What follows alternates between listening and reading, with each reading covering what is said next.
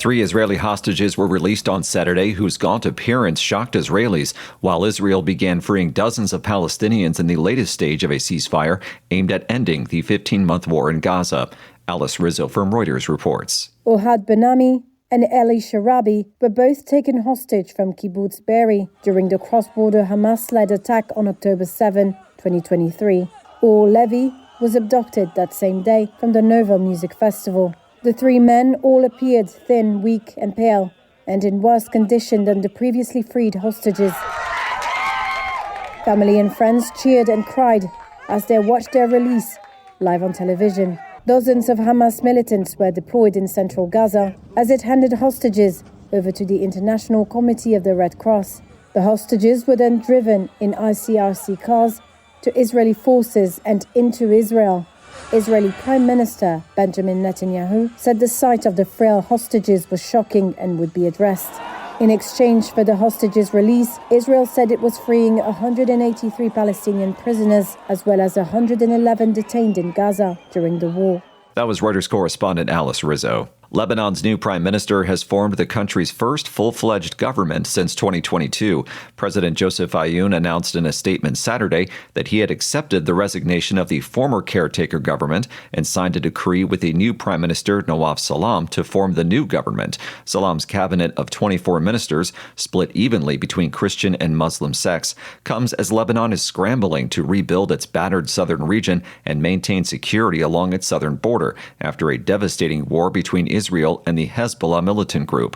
A U.S.-brokered ceasefire deal ended the fighting in November. This is VOA News.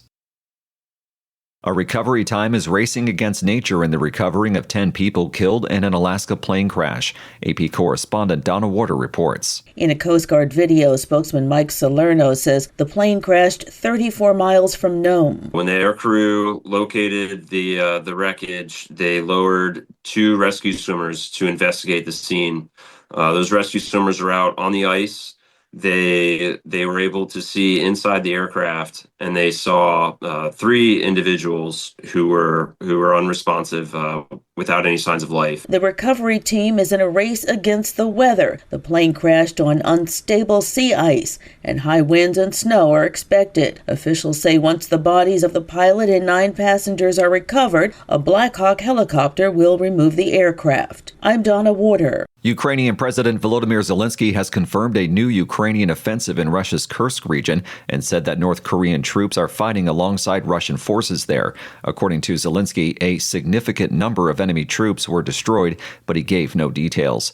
Russia's Ministry of Defense said Saturday that it had repelled a Ukrainian counterattack in the Kursk region. Latvia, Lithuania, and Estonia disconnected their electricity systems from Russia's power grid on Saturday, the region's operators said, as part of a plan designed to integrate the countries more closely with the European Union and boost security. VOA's Christina Manenti reports. The 3 Baltic states, subject to last-minute tests, will synchronize with the EU's grid at 1200 GMT on Sunday. No European country should be dependent on Russia for anything. That was European Commissioner for Energy and Housing Dan Jorgensen speaking at a press conference on Saturday. The grid was the final remaining link to Russia for the 3 countries, which re-emerged as independent nations in the early 1990s at the fall of the Soviet Union and joined the European Union and NATO in 2004. The Baltic Sea region is on high alert after power cable, telecom links, and gas pipeline outages between the Baltics and Sweden or Finland. All were believed to have been caused by ships dragging anchors along the seabed following Russia's invasion of Ukraine. Russia has denied any involvement. Christina Manenti, VOA News. Leaders from Eastern and Southern Africa have called for an immediate and unconditional ceasefire in eastern Congo, where rebels are threatening to overthrow the Congolese government. The summit in Tanzania on Saturday also urged Congo's president to directly negotiate with the rebels. President Felix Tshisekedi, who attended the summit virtually, has said he would never talk to M23 rebels, who he sees as backed by Rwanda to exploit his country's vast mineral wealth, a charge Rwanda denies. The rebels seized Goma, the biggest city in eastern Congo, following fighting that left nearly 3,000 dead and hundreds of thousands displaced.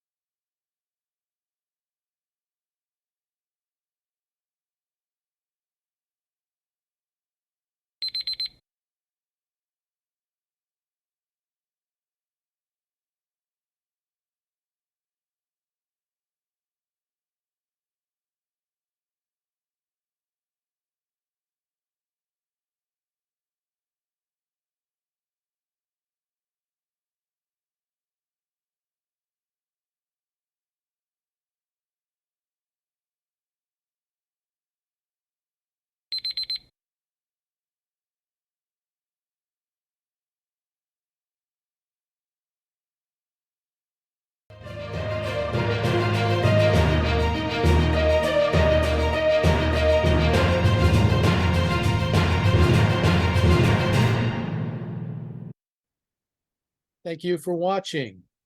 Can you do me a favor? Please leave a comment in the comment section below. That would really help.